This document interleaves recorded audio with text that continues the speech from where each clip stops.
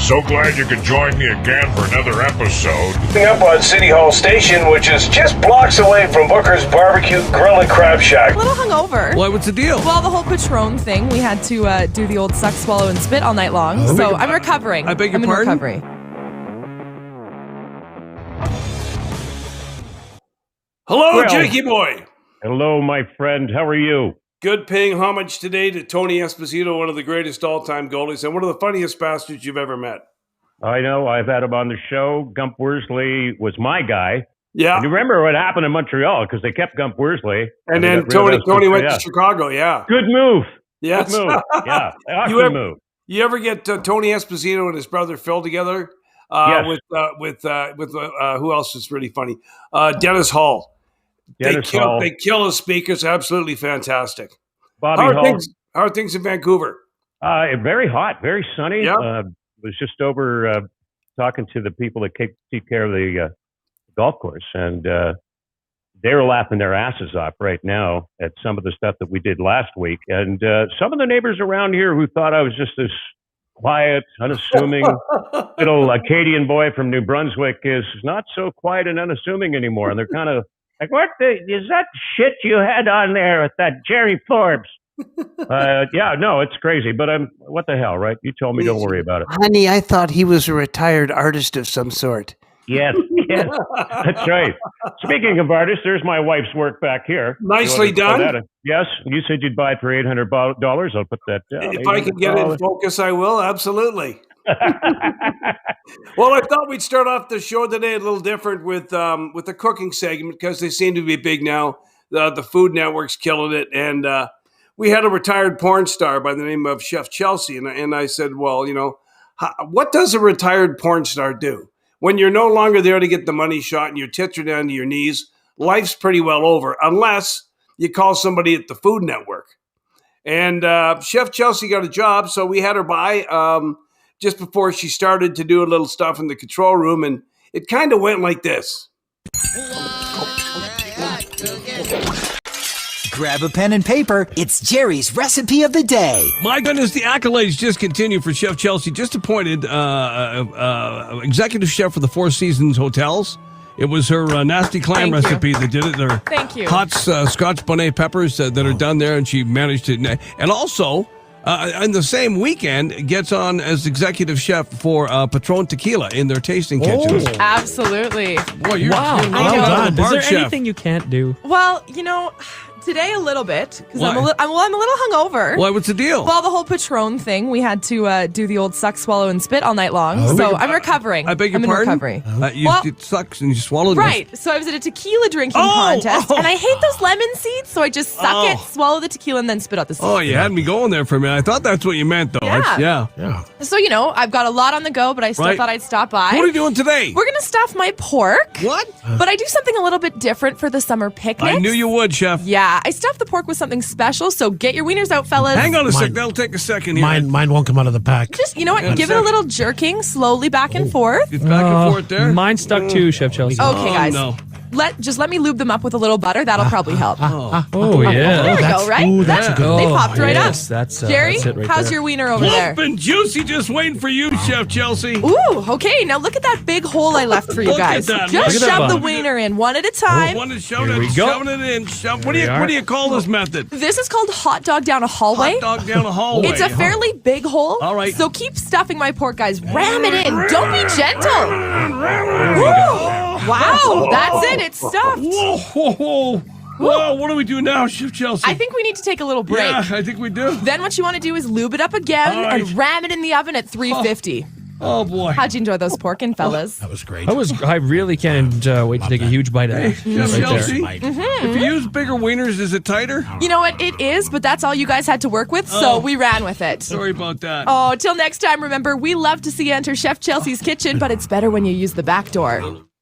That's the lovely Chef Chelsea. Wow, she's quite talented. You haven't heard the best yet. It was a little tedious to clean that up, but we got the chef back in the kitchen for one more. You mean you Chef? clean All right, that- I'm just trying to clean up here a bit in the kitchen, get all ready for Chef Chelsea. as she comes in here this morning. Oh, she's lovely. In case you fellas don't know, I was speaking with her, and I've been following her on the web. In a second, I should do this cleaned up a bit.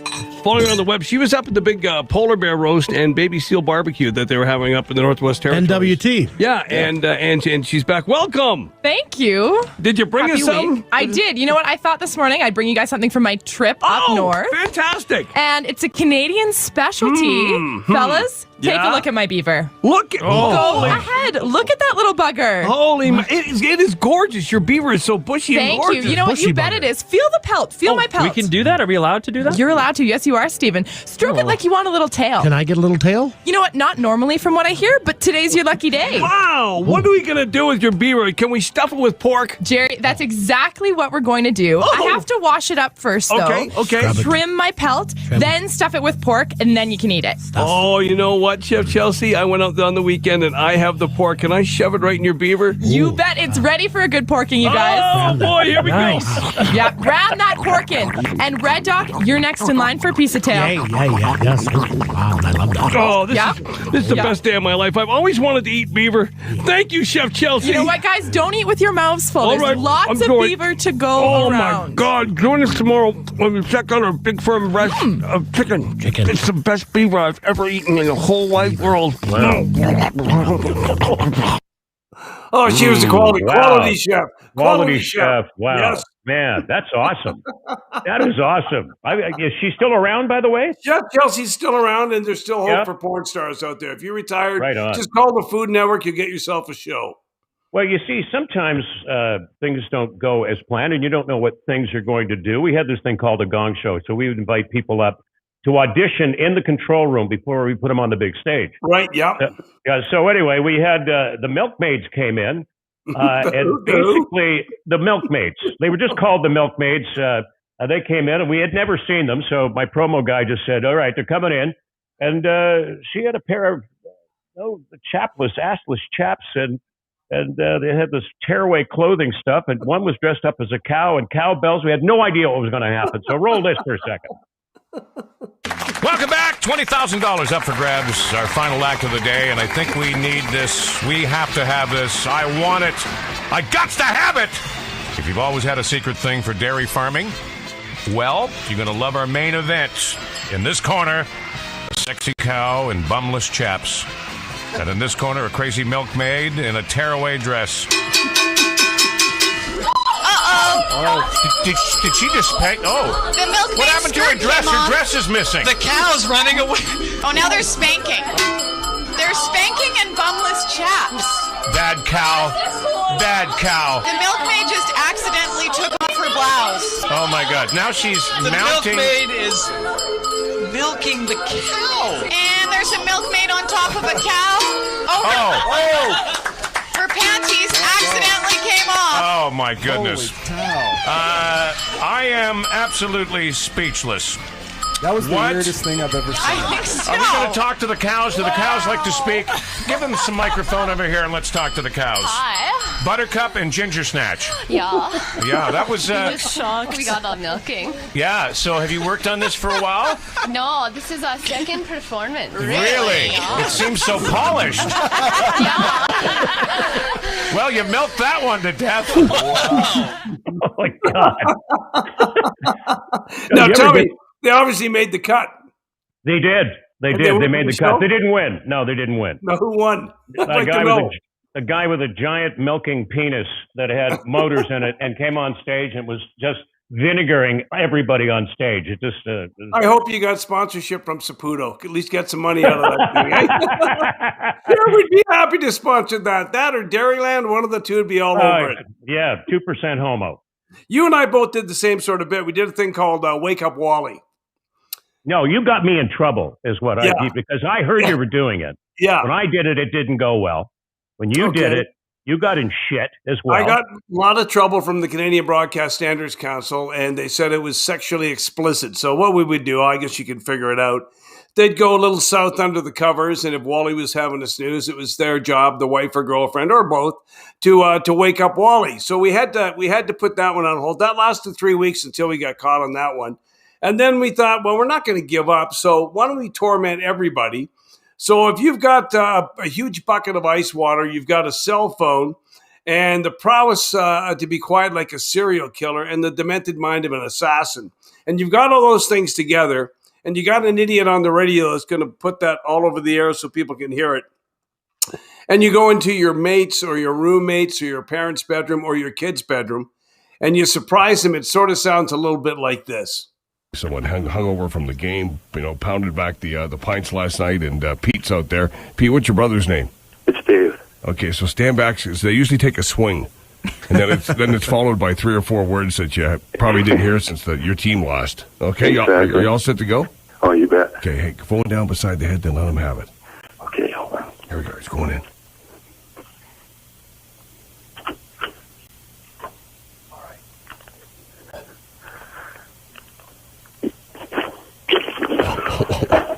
You son of a fucking bitch! Wake up!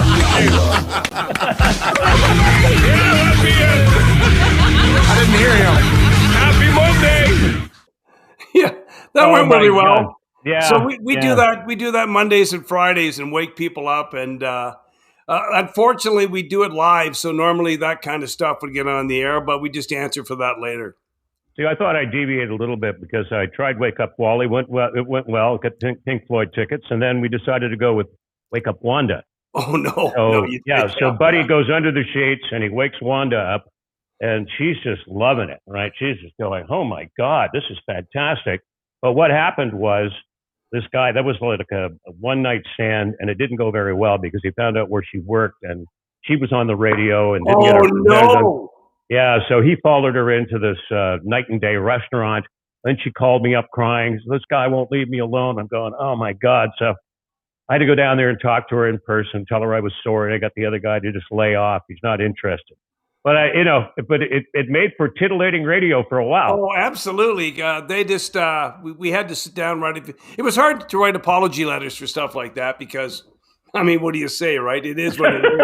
But I'll tell you what, one of the most popular bits we did was Wake Up Wally and, of course, Ice Water Wake Up. Now, one thing I wanted to talk to you about, this is, you've never been to one, I don't think. I should have invited you. You ever been to the Calgary Stampede? I have. I actually was there one year as the champ and did a whole thing. Yeah, I did a whole show up there. It was the best time I've ever had. It was unbelievable. It's 10 days of Mardi Gras with cowboys, basically, is what it is. Yeah. And there's never been one that's been forgettable, except for the one we had to cancel last year. But every time, people just start drinking at 7 o'clock in the morning until they fall down. Everybody leaves work. There are huge tents everywhere. And one year, Kenny Rogers came. And I thought, geez, I'd love to see Kenny Rogers. I've never seen him in my whole life. So Cowboys has Kenny Rogers down there. This is in Kenny's later years. And I'm thinking of Kenny Rogers back in his first edition days, this suave-looking guy that did Ruby Don't Take Your Love to Town and What Condition My Condition Was In. Well, he wasn't in very good condition. So we got back there. Kenny was plastered, and he had to put on a show in front of there had to be 1,000 people at Cowboys.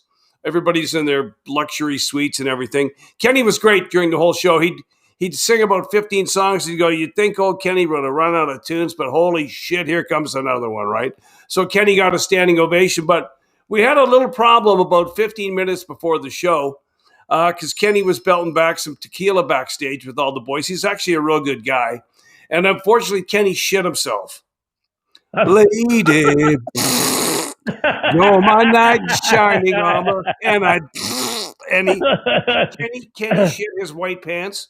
And it was like, what do we do? So we had to run around to find out if somebody backstage who was the same size as Kenny, throw Kenny's pants out, and some guy had to donate his pants to Kenny so he could drag him out on stage to do his show. Oh, God. But unbelievable. Wow. But now this was the weirdest stampede. This both happened in one year. I think I sent you the video of this guy. This guy really loved Crown Royal on the Rocks, apparently, and didn't have a whole lot going on upstairs, but he had a cleaning company in Calgary.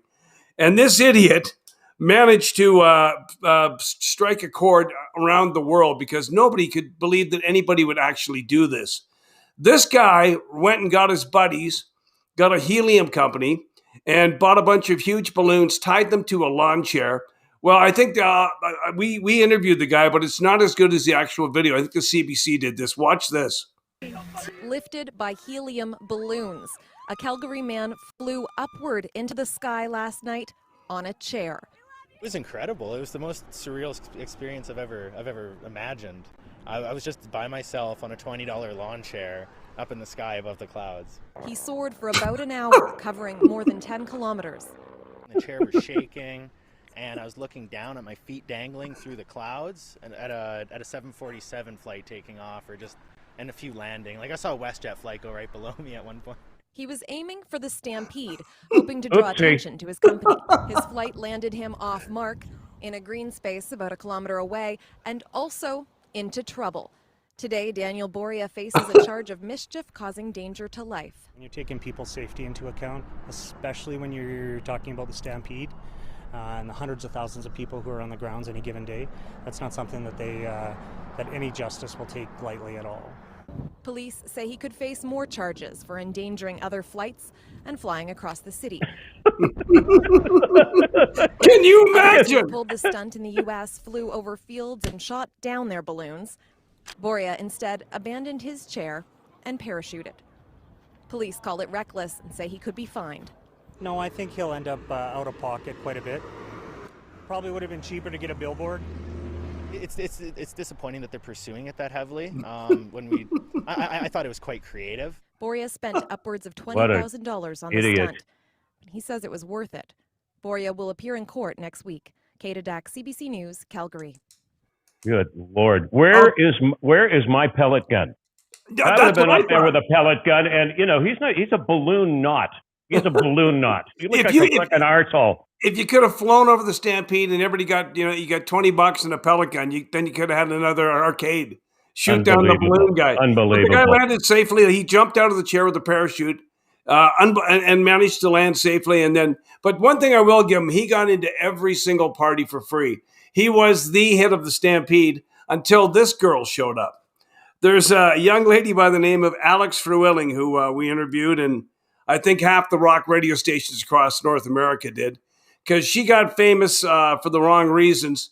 It was the exact same Stampede that Balloon Man took off, and you'd think, who's going to top that? Well, the lovely Alex Fruilling did. Here's the stuff she was covered on. Watch this. Self-destruction, and as I witnessed a movement prop her up as a hero, I felt urged to respond. Alexis Fruilling is a foolish girl. A few weeks ago, she and two other foolish boys decided to have a threesome in public at the Calgary Stampede, no less, where families with children go to enjoy clean fun. The illegal act, and yes, it was illegal, was unknowingly filmed and posted to the internet. It's since gone viral and elicited a tremendous backlash. But what did Fruilling expect by having sex in public? Respect? Privacy? She should be embarrassed, ashamed. And that speaks to a broader issue here. What's wrong with a little bit of shame? After all, shame serves to discourage future behavior of a similar kind, especially harmful behavior. Instead, Fruilling's been vindicated by a growing movement that encourages sexual promiscuity and calls it empowerment. There is nothing empowering about indulging in a threesome with two men in cowboy hats in a dirty alley. But the race to the bottom didn't stop there. Next, Fruilling took to YouTube to deliver a message to the world. Watch. Hey guys, how's it going? So clearly you guys know who I am, the real MVP known as Alexis Fruilling. Yo, holla at Wiz Khalif, remember these? So guys,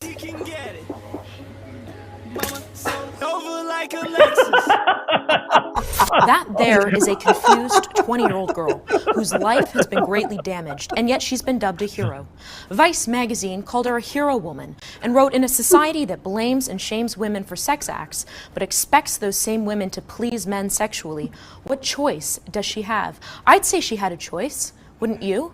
This is not going to end well for her when in 5 years she decides to become serious and people Google her and see her performing fellatio on a cucumber.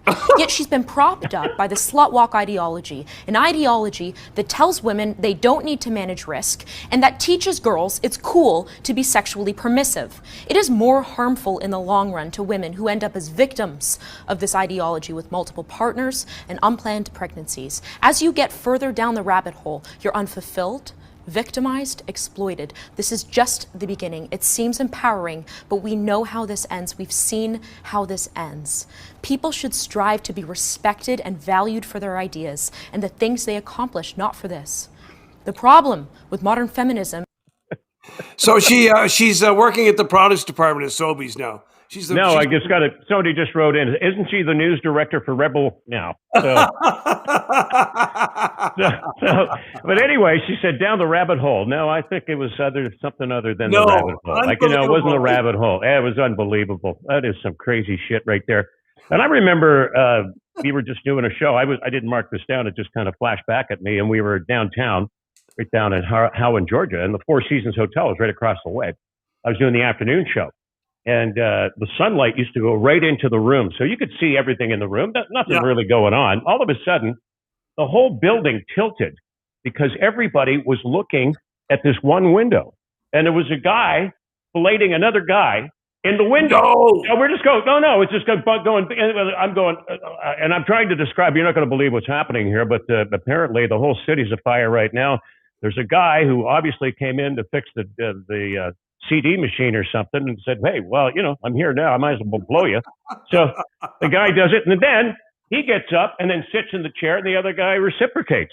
So my traffic girl, Corey Miller, was on. And she's out of control right now. Right. She's laughing. She goes, well, oh, God, here's traffic for Mr. Lube doing it right.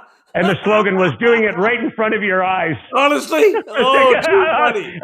It was like an hour. We couldn't get ourselves back. It was just so funny. It's brought to you by Mr. Lube, doing it right in front of your eyes. Sometimes it just works out.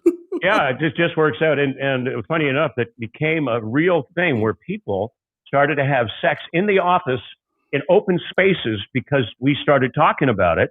And you'd be walking down the street and somebody would say, hey, man, you got to check this out. And there'd be video and stuff. So we ran with that for about a month. That was a real in thing to get up there and have sex on a table. Were you in Toronto when that happened at Skydome?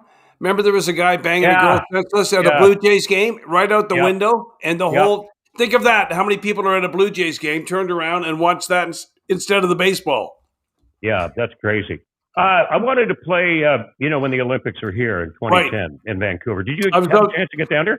Came out here. Yeah, it was fantastic. Wasn't it great? Oh, it was the best. You guys did a great job. Yeah, it was fantastic. I mean, cops are high-fiving everybody. Yeah. The real love feeling going on.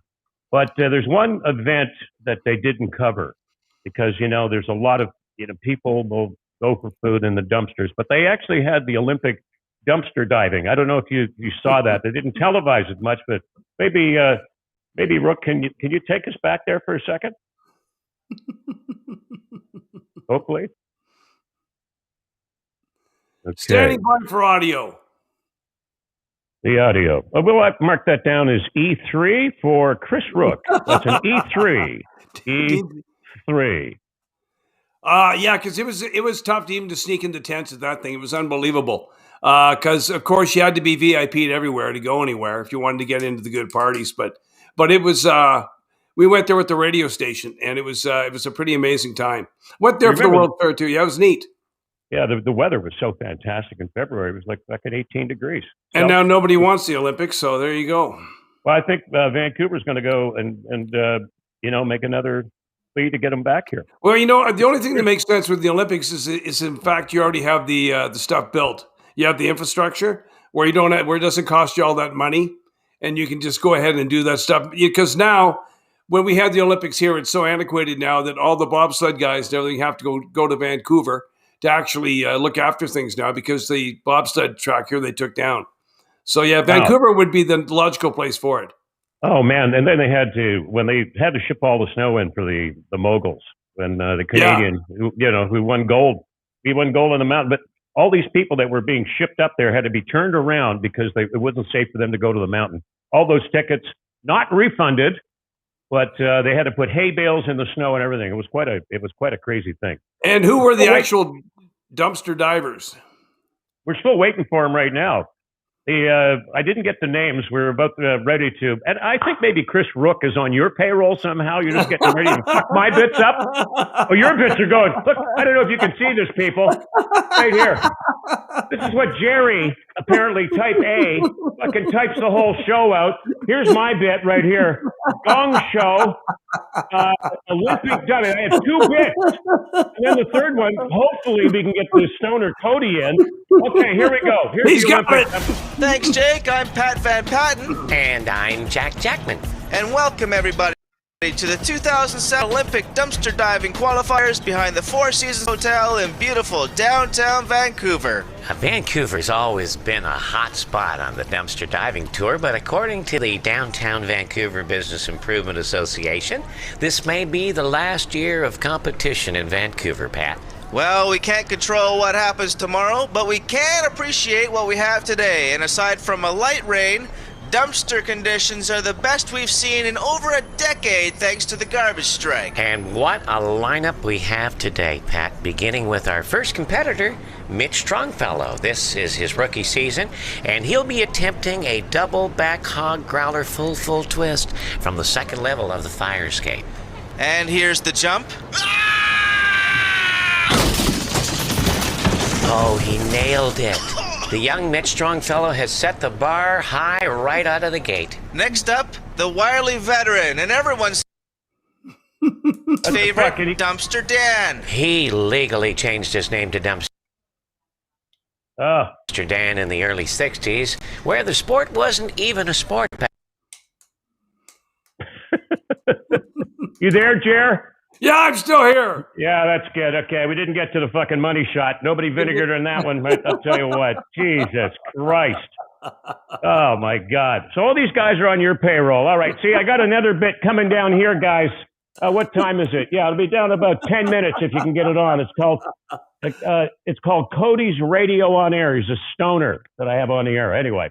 Hey, now, Chris, I know Chris has got it there because we skipped over one, but one's pretty funny. I found this the other day, and I couldn't stop laughing when I watched it. Interviews Gone Bad. I don't know if Chris has got that or not, but it's people who go to interview people on TV, and they're just not ready for what the people say, and it ends up being just a shock because if you talk to a reporter, they're not the greatest ad-libbers. They've got a question, they wait for an answer, and Interviews Gone Bad is one of the better ones. If Chris has got it. See if he does.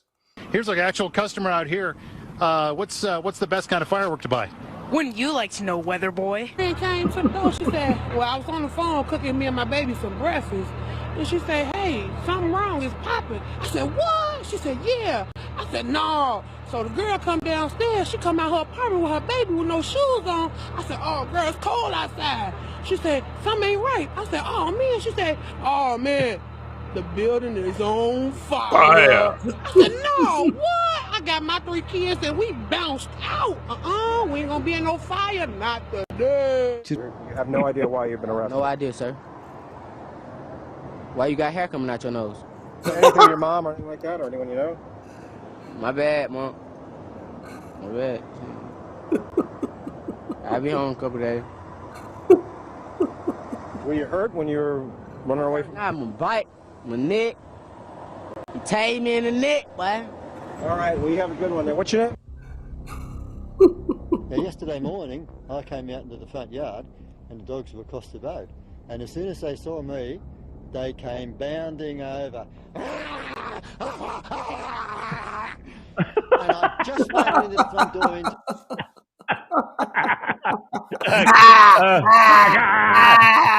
Dingoes ate my baby. Dingoes ate my baby. Oh my God! Of course, everybody was talking about that flight attendant on that Pioneer, the Frontier Airlines, and you know what? I had it marked down here last week. I was going to talk about the guy, and not realizing that everybody got into the guy with another interview that it looked like it could have been the guy. Yeah. But when I was watching it, it was a little suspicious to me at first. It turned out, first of all, the kid was an asshole. He's yelling on the plane, my dad has more money than this airline. My dad makes $2 million. And he was probably right because it was Frontier Airlines, which is a complete shithole airlines. But you're right. The flight attendant that took the guy down, if you saw the actual video, was a great big black man who duct taped him to the seat. That was beautiful. That entire flight crew got suspended. I would have given them gold medals. Because what else are you going to do? You're at 32,000 feet. and you've got some asshole kid acting like a jackass. I'm amazed somebody didn't drill him in the head, but they had the state of mind to go grab some duct tape, tape that kid to the seat. It was gold. The kid had his mouth taped.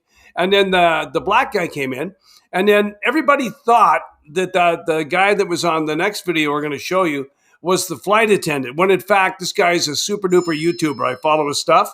And brilliant. He's my hero. A guy who could see a situation like that, realizes he looks like the flight attendant, and then put together this skit is sincere, Fantastic. sensational.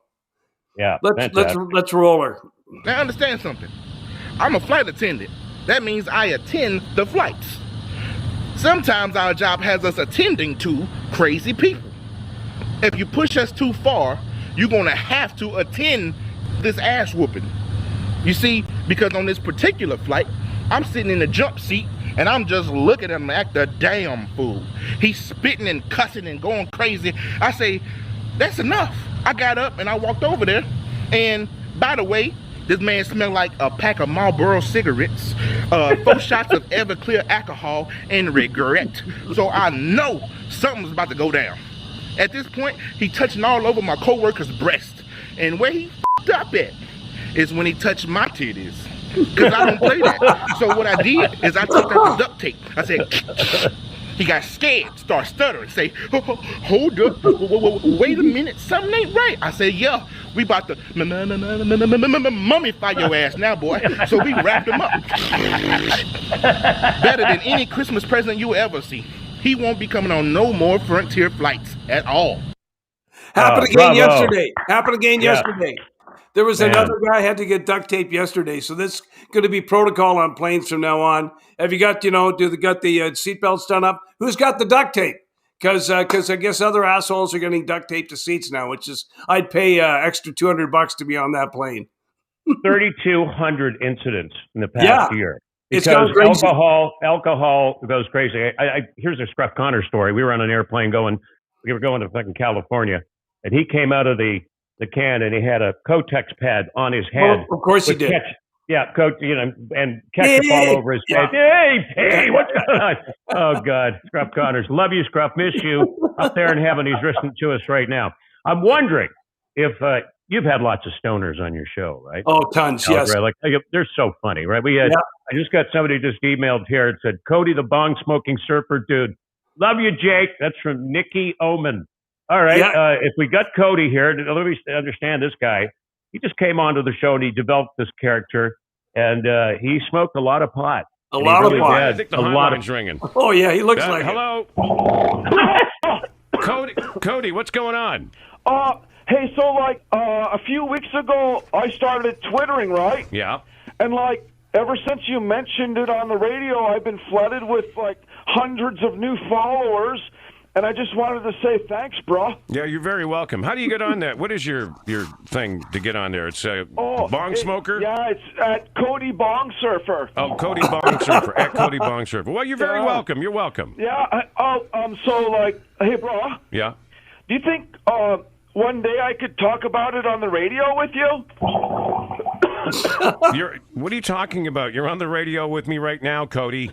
I'm on the radio with you right now? Yeah. Holy crap, I gotta hear this. Hang on. No, don't turn the radio on. We're on a delay, you idiot. I'm on the radio with you right now? Holy crap. Holy crap, I gotta hear this. Hang on. I can hear you talking to me on the radio, bro. Turn the radio off, you idiot. I can hear me talking to you on the radio, bro. Hey, check it out. I gotta put it up. No, don't do that. You're on a delay. I just said that. I didn't know what I did say before. Oh, my.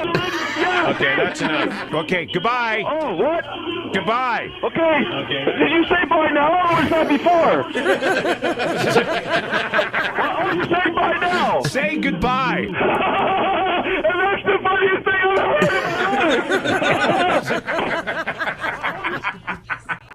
Oh, my God. And now he's the mayor of Victoria. Yeah, that's right. I got to ask Chris. Chris, do you have the other video I sent you? Because I forgot to mention it to him. Do you have the other video I sent you about the girls and the honey? This was quite the video. If we don't have it this time, Gerry Forbes' toughest contest, Las Vegas edition. Calgary's best rock, CJ92 rocks. All right, we're getting ready for Gerry Forbes' toughest contest, Vegas edition. It is the honeymoon ladies, your weapons of choice, your honey. Introduce yourselves before we see you naked. I'm Sam, and I am a licky. Hi, I'm Janelle, and I'm the liquor. I'm Sherry, and I'm the licky. Crystal, and I'm the liquor. Next time you see these ladies, you're going to see a lot less of some of them. And remember, if you want to pass on this video, you could win $500 from Roof Right. We're going to start getting ready right now. Okay, are you all set to go, Jody Hughes? The girls are all ready. Let's get you guys face down. We're going to start pouring the honey jar in a nice circular motion. The honey is starting to come out of the funnel right now. It's going right on the butt cheeks. 1 kilo of honey, Jer. 1 kilo of honey. You That have to is imagine a how lot much of that honey. is. These are beautifully shaped butts, too. There is not a bit of cellulite. There is not a dimple in either one of these bums. Jody, we have a lot of spillage out there. We And, do have some spillage. a lot of it is coagulating in the in between the buttock region there, in the crevasse, in the Columbia ice fields, if you will. Sort of, yeah. Yes. On your marks.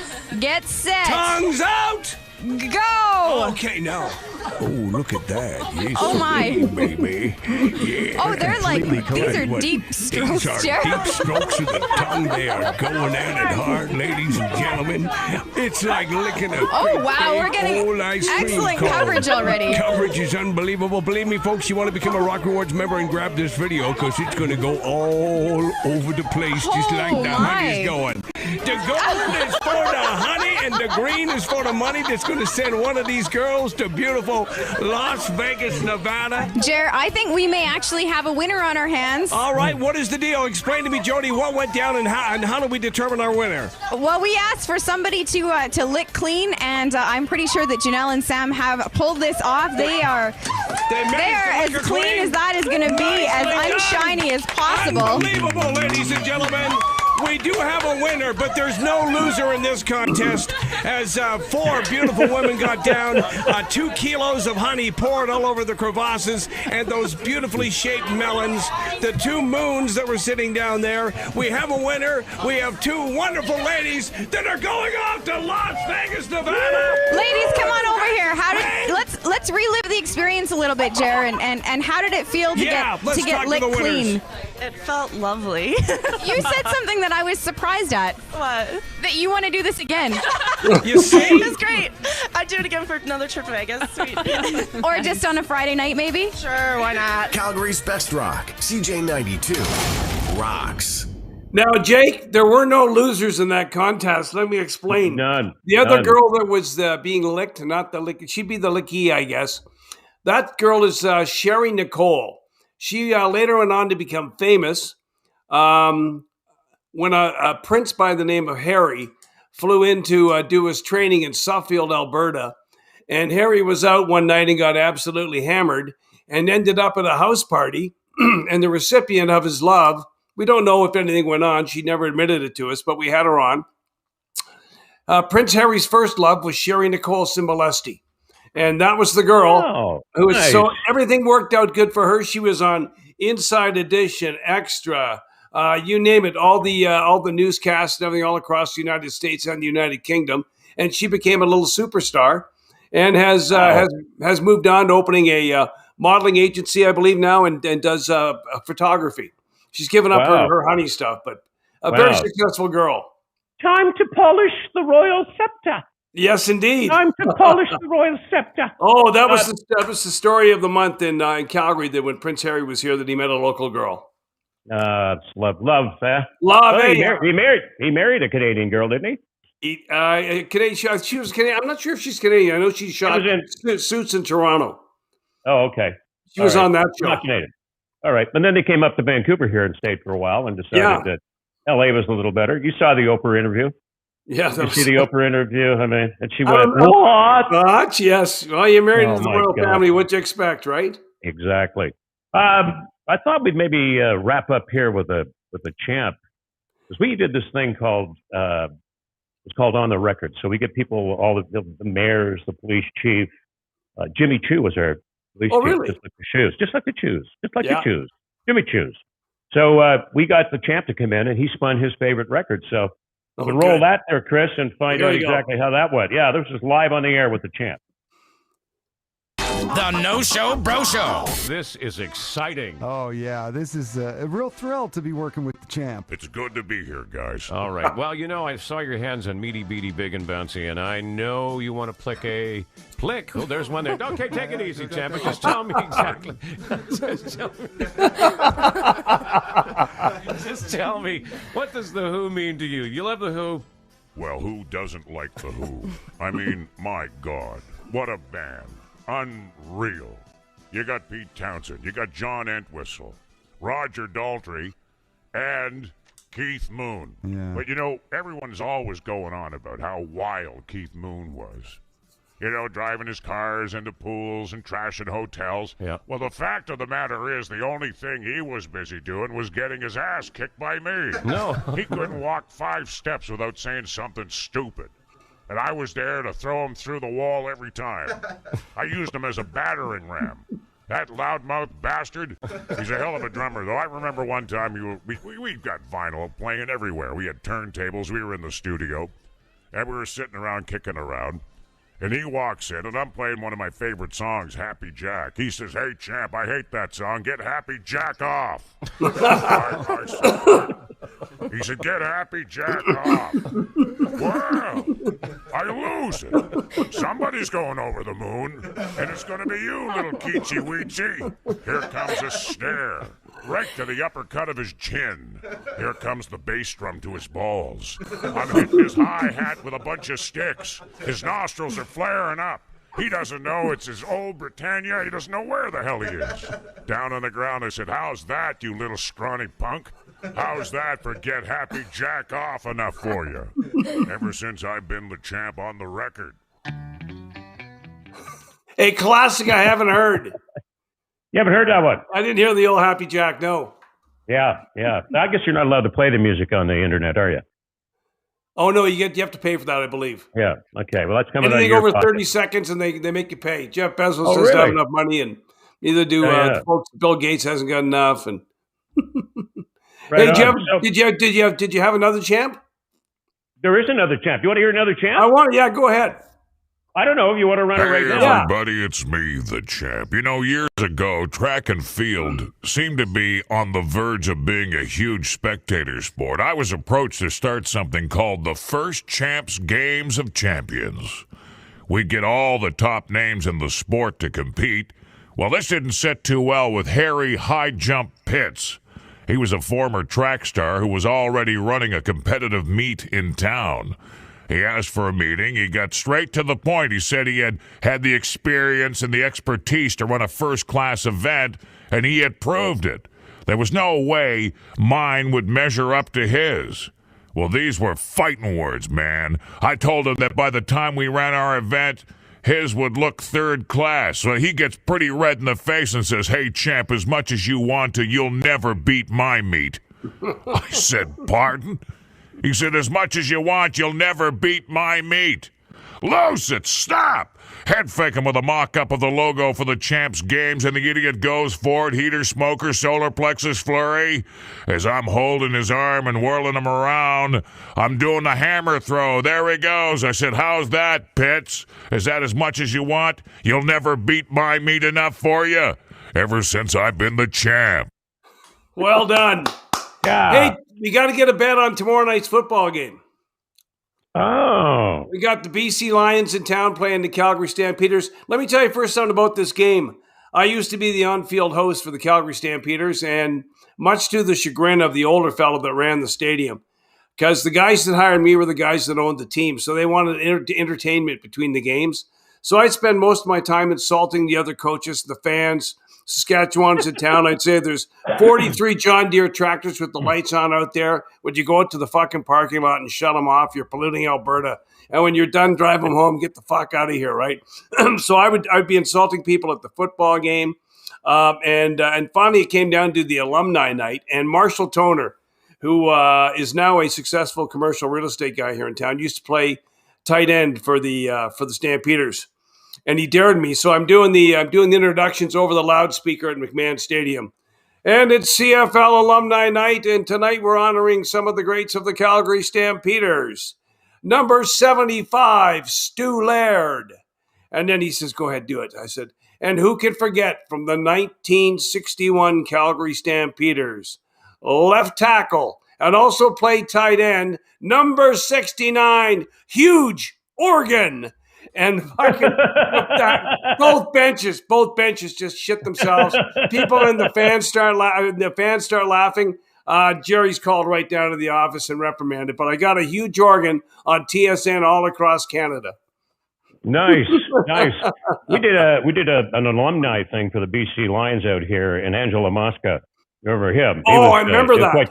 Yeah, and he had a book out. He came in. He was on the show, and there was an old quarterback. Back in the 50s, they had a play. Late Joe 50s Cap. had it. Joe Cap. Yes. And so Joe Cap, and I'm emceeing the whole thing, and I'm on the thing, and Angela Mosca comes out, and Joe Cap is sitting down at the table where I was, and Joe Cap says, "I said, well, you better be ready for Angelo." He said he was pretty hopped up on the show today. Oh, what did he say? I said, well, he told you he was going to come over and beat your head with his fucking cane. He goes, what? So Angelo gets up, and then fucking Joe Cap comes on stage. You saw the video, right? Yeah. Angelo started beating him with the cane, and Joe Cap came back and punched him right over the stage. And these guys are in their 70s. In their 70s. Where was I? And you exacerbated it. Yeah, hiding behind the stage like this. I was hiding behind the stage, and I forget who it was. Leo Ezrins came up and said, well, get the fuck back on the stage over there. I said, I'm not going up with them fucking old guys. I'm going to get the shit beat out of me. That video made it everywhere. It was on ESPN. Yeah. It was on all the sports channels through the States because you won't see something funnier. And those two guys honestly had that much of a hatred for each other that never went away from the gridiron back in the early 60s to when Angelo Mosca and those guys, you think you'd shake a hand and say, hey, let bygones be bygones. Nope, I'm going to beat the fuck out of you, right? That was hilarious. Well, and look what happened too. Angelo, when he hit the running back, it was just a tackle. It wasn't anything dirty. He took him out on the sidelines. If you look back at it, that's choir boy stuff in today's CFL. Like, absolutely. Yeah. No, that was the classic piece of tape, and you were there. Yes, I was on. And instead of going, "Hey, I'm Bro Jake," listen, this is fucking. Where was I? I was hiding behind the goddamn pulpit. I didn't want to go on. Get the fuck up there and save this. Are you fucking crazy? Oh, and I would have paid to have been there. That was such a fantastic night. That was great. You should have seen. Everybody just went crazy. They left. The women were screaming. And then, of course, you got all these old football players up there. None of them wanted to jump on stage with these two old bastards. Gold. That was gold. Yeah, fucking gold is right. So you want to bet BC Lions? Well, I wouldn't take the bet until I saw that little bit of a comeback the other night against the Rough Riders. There you go. So if Mike Riley starts, you got a shot, I think. All right. What's the bet? Okay, the next time we come on the air. Okay, it doesn't involve licking honey. Let me do that one. We both like booze. Why don't we do like a nice booze bet? Hey, a nice what? What's the best shit you got for booze? And you've got BC wine. Yeah, I can send you an expensive bottle of BC wine. How about a nice Quails Gate rosé? Because I think you were drinking a little rosé there today, weren't you? Absolutely, yes, I was. And what do you want? How about some 40 Creek rye? How's that? A man's beautiful.